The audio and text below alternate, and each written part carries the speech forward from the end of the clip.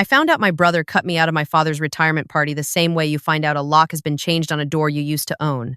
Without warning, without explanation, and with just enough cruelty to make sure you knew it wasn't an accident. My sister-in-law was the one who let it slip. She texted me a photo from the venue without thinking, a long table covered in white linen, my father at the head of it, laughing at something my brother had said. 30 people. Balloons. A custom cake with my father's face on it. I'd helped pay for that cake. I'd transferred the money 2 weeks earlier when my brother said he was handling the whole thing and asked me to chip in for expenses. I'd sent $600 and assumed I was part of the whole thing. I texted my brother immediately. Not angry, just confused. He replied 4 minutes later. Oh, he said. It was a small gathering. Close family only. I stared at the words, I am close family. I'm his sister. I called him, and he answered on the second ring with that easy tone he uses when he's already rehearsed the conversation. It just got kind of intimate, he said. Dad wanted it that way. People who really show up for him. I didn't ask what I was if not someone who showed up. I'd been showing up for my father for 3 years, ever since his health started slipping, and my brother was always just busy enough to have a reason not to. I drove my father to his cardiology appointments. I organized his medications. I sat with him through the February night when the doctors thought it might be something serious, and my brother sent a text that said, "Keep me posted." So when my brother said people who really show up, I understood exactly what he was doing. He was rewriting the record while I was standing too far away to correct it. I said, okay, and I ended the call before he could hear the silence change in my throat. 3 days later, he called me. Not to apologize, to ask about money. Hey, he said, voice light like we'd never had a conversation worth remembering. The nursing home sent a bill for Dad's supplemental care. I forwarded it to you. Did you see it? I had not seen it. I told him so. Well, it's been sitting there, he said. And there was that edge under his words, the one that always sounded like impatience dressed up as practicality. You're the one with access to the trust account. Can you just process it today? I set my coffee down on the counter and moved to my laptop without rushing.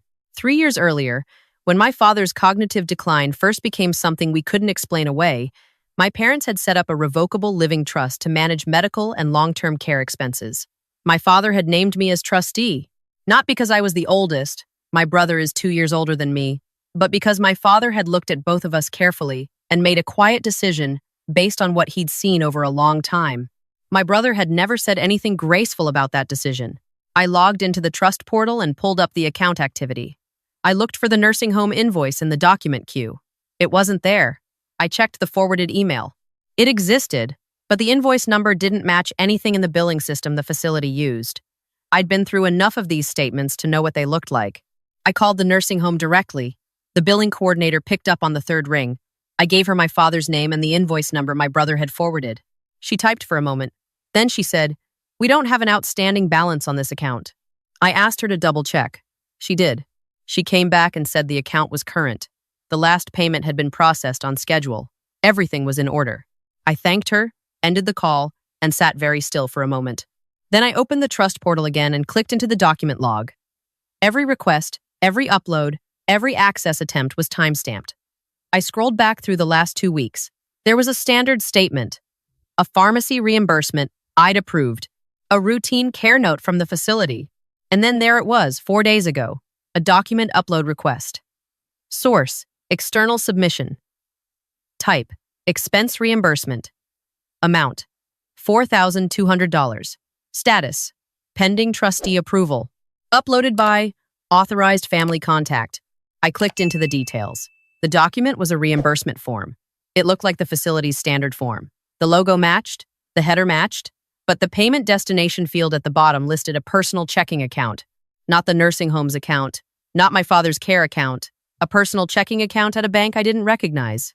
My chest went quiet and heavy the way it does when you're not afraid yet, but your body already knows it should be. I checked the authorized family contact field. It listed my brother's name.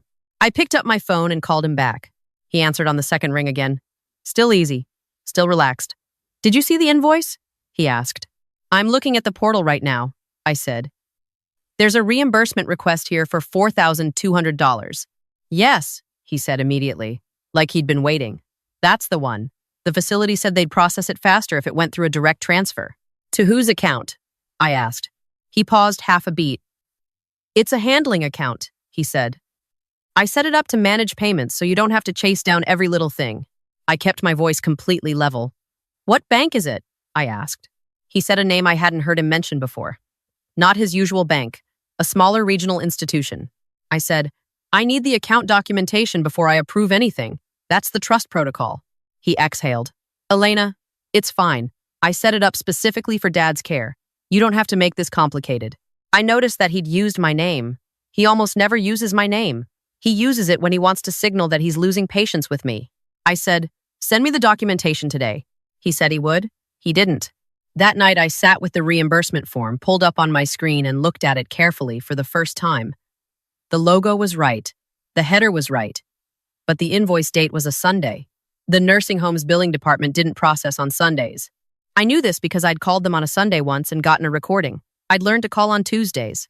I also noticed the font in the payment destination field was slightly different from the font in the rest of the document. Not dramatically different. Just different enough that you'd only catch it if you'd been staring at legitimate versions of the same form for 3 years. I didn't call my brother. I didn't send an angry message. I didn't post anything or call a relative to complain. I drove to the trust administrator's office the next morning with the portal printout in a folder and asked to speak with the account manager. The office was in a low brick building on the edge of the financial district, the kind of place where people spoke quietly because the conversations were serious. A receptionist offered me water. I declined. An account manager named Patricia came out and shook my hand with the firm grip of someone who deals with difficult situations professionally. She closed her office door and listened without interrupting while I explained what I'd found. Then she pulled up the account on her screen and compared the document I'd brought against the facility's standard billing template in their system. Her face didn't change dramatically, but her posture did. She sat slightly more upright. The payment routing on this form is wrong, she said. She turned her monitor toward me. The facility uses a lockbox payment processor. She tapped the destination field on the document I'd brought. This routes to a personal account.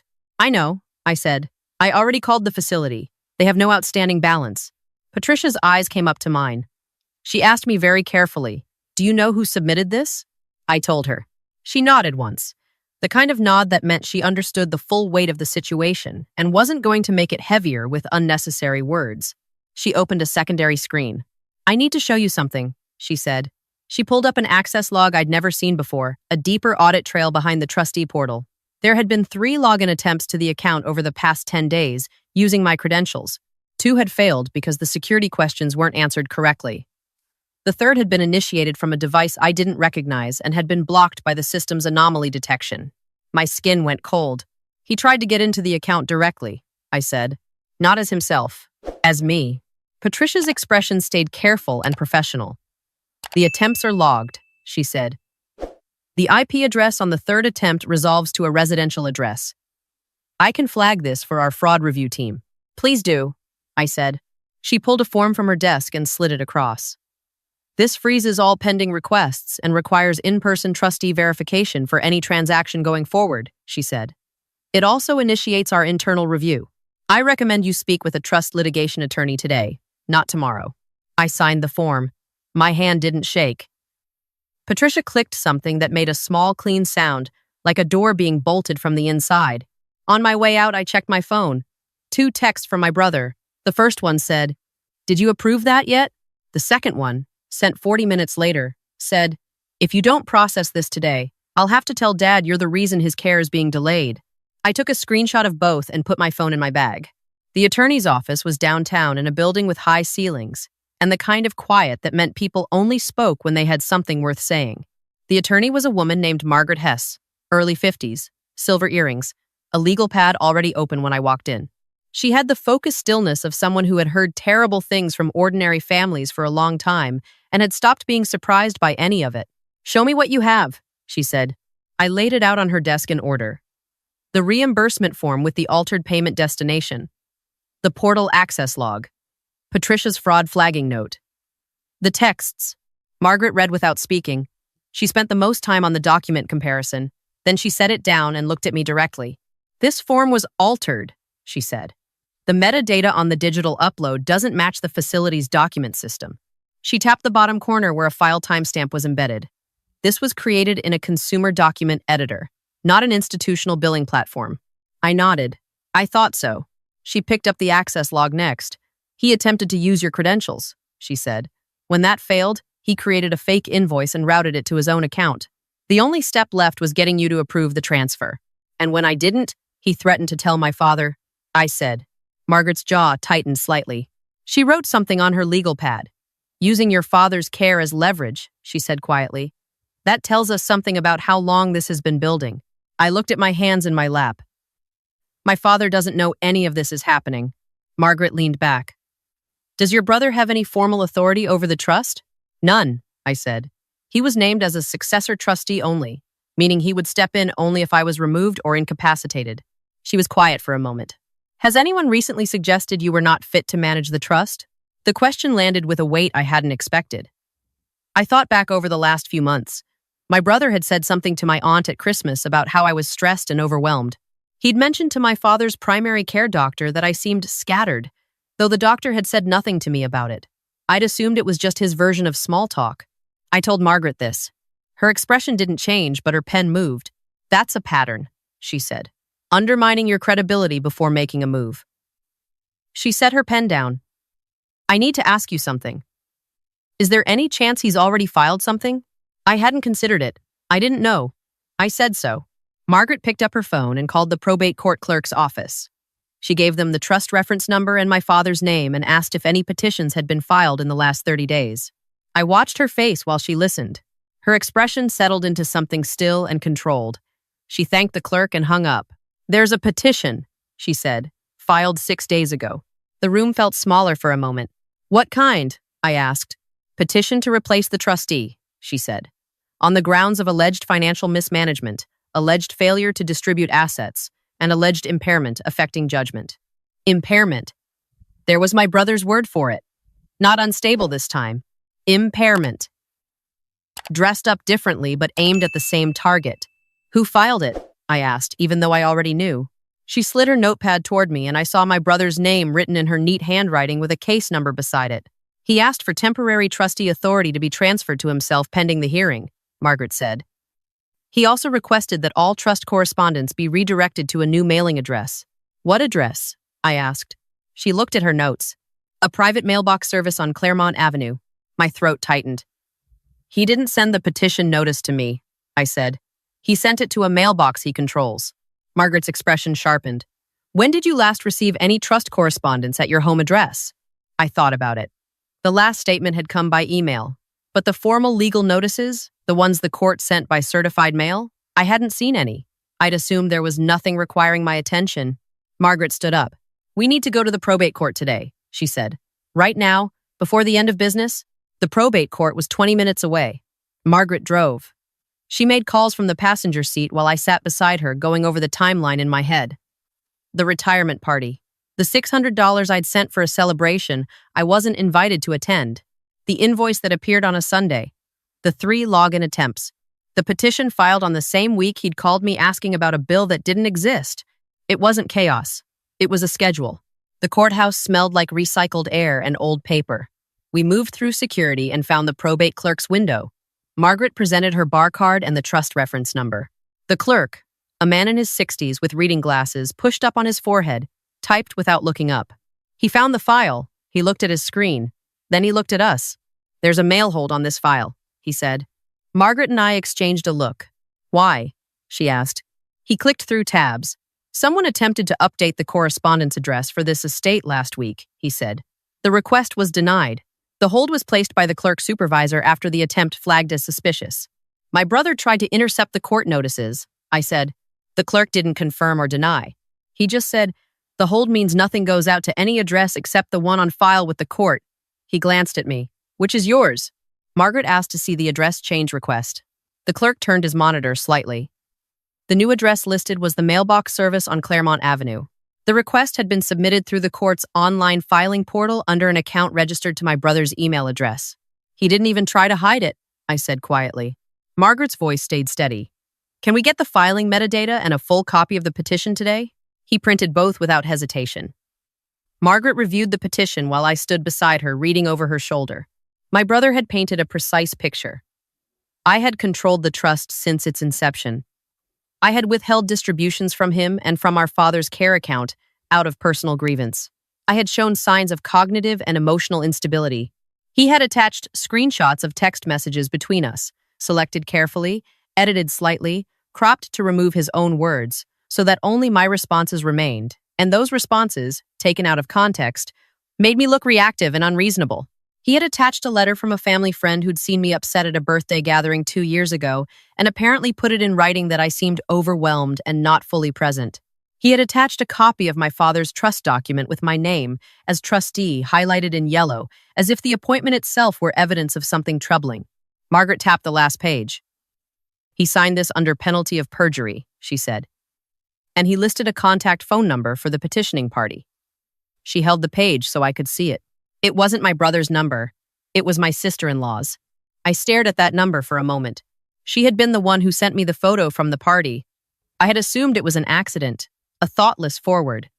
Now I wondered if it had been something else entirely, if it had been the first message in a much longer script, one designed to land early enough that by the time I understood what I was reading, the next act would already be underway. We filed our response that afternoon. Margaret moved with a focus that I found steadying. We attached the portal access log showing the 3 failed credential attempts. We attached the document comparison proving the reimbursement form had been altered in a consumer editing program. We attached Patricia's fraud flagging note from the trust administrator's office. We attached the screenshots of my brother's texts, both the payment demand and the threat about my father's care. The clerk stamped our filing and slid the top copy back under the window. "Hearing date," she said, pulling up the calendar. "Week after next. Both parties required." That evening, I called the nursing home and asked to speak with the director of resident services. I explained that I had reason to believe someone had been contacting the facility on behalf of my father's account without authorization. She listened carefully. She told me that 2 weeks ago, a man had called and identified himself as my father's son, primary family contact, and had asked detailed questions about the billing structure and payment routing for my father's supplemental care account. He'd also asked whether the facility accepted third-party payer designations. "Did you give him any account information?" I asked. She paused carefully. "We provided general billing information," she said. "Nothing account specific. But I want to flag for your records that the call was logged." "Please preserve that log," I said. "My attorney will be in touch." I hung up and sat in the dark for a long time, not because I was lost, because I needed to feel the full shape of what I was dealing with before I went any further. My brother hadn't woken up one day and decided to betray me. He'd been building this for months. Maybe longer, every time he called our father's doctor, every comment to our aunt at Christmas. Every moment he positioned me as scattered, impaired, overwhelmed. He was laying a foundation so that when he finally moved, there would already be a story in place about why I couldn't be trusted. And the retirement party had been the announcement, his version of special people only, a signal that he'd already decided I was out of the picture and was simply waiting for the paperwork to catch up. The next morning, I drove to Harbor Ridge Bank, where the trust's primary account was held, with my letters of appointment and Margaret's contact information on my phone. The branch manager was a man named Daniel, calm and methodical, the kind of person who'd seen enough complicated family situations to have developed a very specific kind of careful politeness. I explained why I was there. He listened without shifting in his chair. He pulled up the account. His expression didn't change, but his stillness deepened. "We had an inquiry last week," he said. He turned his screen slightly. An individual came in and asked to speak with a trust account specialist. He said he was the primary family contact for this account and that the current trustee was no longer functioning in that capacity due to a court order. I kept my voice even. "Was there a court order?" Daniel looked at his screen. "He presented a document," he said. "We flagged it because it didn't have a clerk's stamp or a judicial signature. It had a case number that matched your trust file, but the format was incorrect for a county probate order." "A counterfeit order," I said. Daniel's expression stayed neutral, but his eyes hardened slightly. "That was our assessment, yes." He did not gain access to the account, but he did attempt to initiate a beneficiary change request and a new online banking enrollment. "From where?" I asked. Daniel clicked into the incident log. "From the branch lobby kiosk," he said. He asked the teller if he could use it while he waited. She said yes. She had no reason not to. My skin went cold. "He sat in your lobby and tried to enroll himself in the account." Daniel's voice stayed careful. "He attempted it," he said. "Our fraud controls flagged the device because it didn't match any previously authorized device for this account. The enrollment was blocked. but the attempt is logged with a timestamp and the kiosk session ID. I need a copy of that log, I said. Daniel was already printing it. He also pulled camera footage from the lobby timestamp and let me view it on a side monitor. My brother appeared in frame at the kiosk, unhurried, confident, leaning slightly forward the way he does when he's concentrating. My sister-in-law sat in a chair near the door, her back to the camera, her phone in her lap. I watched the footage until Daniel paused it on a still that showed my brother's profile clearly. Then I looked at Daniel. "Can you preserve that footage for a court request?" I asked. "It's already flagged," he said, "and I've placed a protective hold on the account. No signer changes, no new enrollments, no transfers above your standard threshold without in-person verification from you with identification." He paused. "I'm also required to report this to our fraud department, which will file a report with the relevant authorities." "Thank you," I said. On the way out, my phone buzzed. A message from my brother. It said, "I know you went to the trust office. You're making yourself look guilty. The judge is going to see exactly what kind of person you are." I forwarded it to Margaret without responding. She called me 10 minutes later.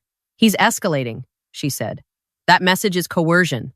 He knows the hearing is coming and he's trying to rattle you into doing something reactive." "I'm not rattled," I said. "Good," she replied, "because I just got a call from the probate court. He filed an emergency motion this morning, temporary suspension of trustee authority pending review." I pulled over and sat at the curb with my hands in my lap. "He filed it from the courthouse self-service terminal," she said. "Same kiosk he used for the original petition. They have his credentials on the filing." "When is the hearing?" I asked. "They moved it up," she said. "Day after tomorrow." "And Elena," he also texted the court clerk's contact number with a message claiming you'd been hospitalized. They flagged it because the number he used didn't match any verified party to the case. "He tried to manufacture my absence," I said. Margaret's voice was calm. "That's what the judge is going to see," she said. "Someone who has tried to intercept court mail, filed under penalty of perjury, presented a counterfeit bank order, attempted unauthorized account access, and now tried to fake your hospitalization. Let him keep going. Every move he makes is another exhibit." 2 mornings later, I walked into courtroom 4B with Margaret beside me and my folder in my hands. The carpet was faded blue. The benches were worn wooden. The fluorescent lights gave everything a slightly gray cast. A bailiff nodded at us from the wall. My brother arrived 8 minutes after us. He wore a good blazer and that easy confidence he carries like a tool, the one that works on people who haven't watched him long enough to see what's underneath it. My sister-in-law walked beside him with a folder pressed to her chest. She didn't look at me. My brother glanced my way and gave a small smile.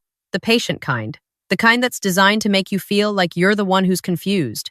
I looked back at the front of the room.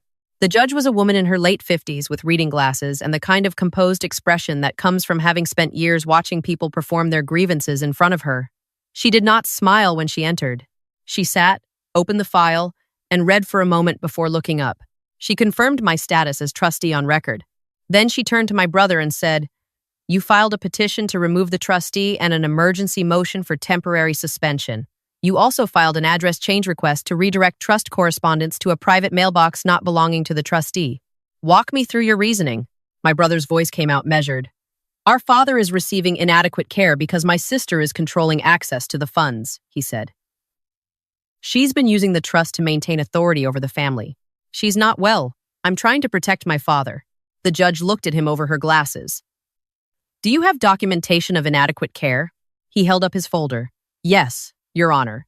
Records of delayed payments and a statement from a family associate regarding my sister's mental state." Margaret stood. "Your Honor, we have objective records contradicting both claims." She handed up our exhibits in a clean stack. She walked through each one without emotion. The portal access log showing 3 failed login attempts using my credentials from a device registered to my brother's home address. The document comparison showing the reimbursement form was created in a consumer editing platform, not an institutional system. The nursing home's confirmation that the account had no outstanding balance on the date the fake invoice was submitted. The bank incident summary. The lobby camera stills. The text messages. She saved the counterfeit court order for last. "Your Honor," she said. The petitioner presented this document to a financial institution, claiming it was a temporary order granting him trustee authority. She placed it on the bench. No seal. No clerk stamp. No Jew the CL signature.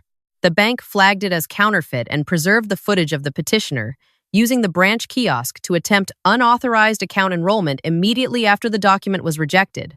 The courtroom was very quiet. The judge looked at my brother. "Did you present this document to a bank?" He shifted once. "I was trying to ensure my father's accounts were protected," he said. The judge's voice dropped a register. "That is not what I asked. Did you present this document to a bank and represent it as a court order?" My brother opened his mouth, closed it. My sister-in-law's hand tightened on her folder. The judge set the counterfeit document down and looked at it for a moment like it was something she'd seen before and wished she hadn't. "I'm denying the emergency motion," she said. "I'm denying the petition for trustee removal. The trustee remains in place." She paused. "I'm also issuing an order restricting all trust correspondence to the trustee's verified address. No alternate address requests without a full hearing." She looked at my brother again.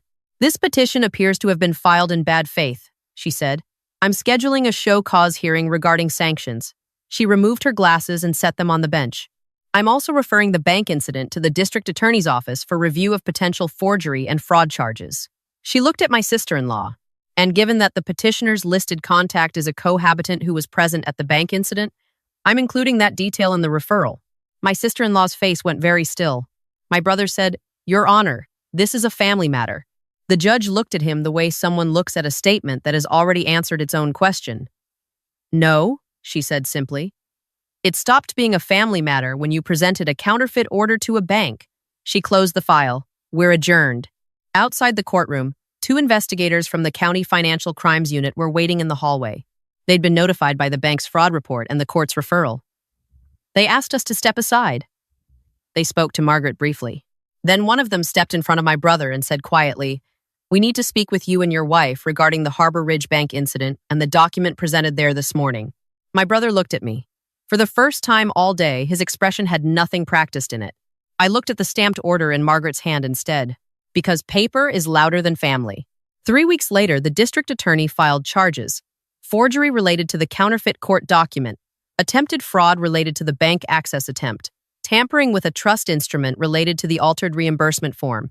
My sister-in-law was named as an involved party to the bank incident and faces a separate review. My brother did not get to call it a family disagreement in front of a judge.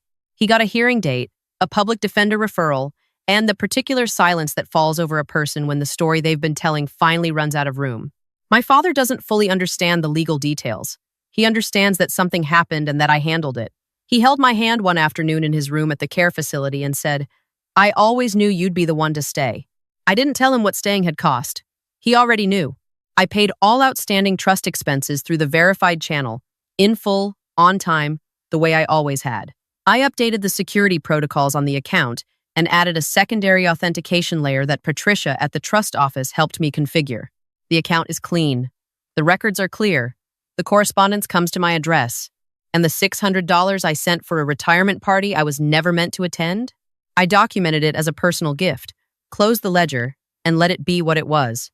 Not a debt. Not a lesson. Just the last time I paid for something, without asking what I was actually buying. If your own family used your loyalty as a door they could walk through whenever they needed something and lock behind them when they didn't, would you wait for proof before you moved? Or would you trust what you already knew and act on it? Tell me in the comments. If this story stayed with you, hit like and subscribe. There are more stories here, and I'll see you in the next one.